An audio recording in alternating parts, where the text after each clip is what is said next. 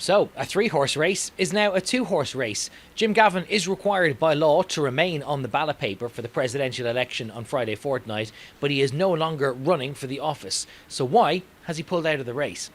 Well, it's all to do with Jim Gavin's period as a landlord. Jim Gavin and his wife previously lived in Smithfield before building their own current family home in Rathfarnham. They held on to that property in Smithfield for a few years before losing it in the midst of the financial collapse.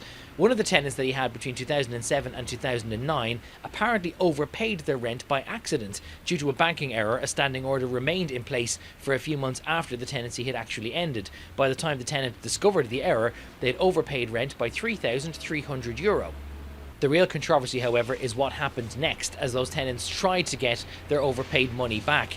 They say that they had tremendous difficulty getting hold of Jim Gavin, their former landlord, and eventually not only wrote to Jim Gavin's parents, but also sent correspondence to Casement Aerodrome, the headquarters of the Irish Air Corps, where Jim Gavin was a member of staff at the time. All of this first emerged in last Saturday's Irish Independent, and Fianna Fáil says it only became aware of the whole controversy when it was approached on Friday by that newspaper looking for comment before publishing their piece on Saturday. They said they spoke to Jim Gavin, who had no recollection or records of the dispute ever arising.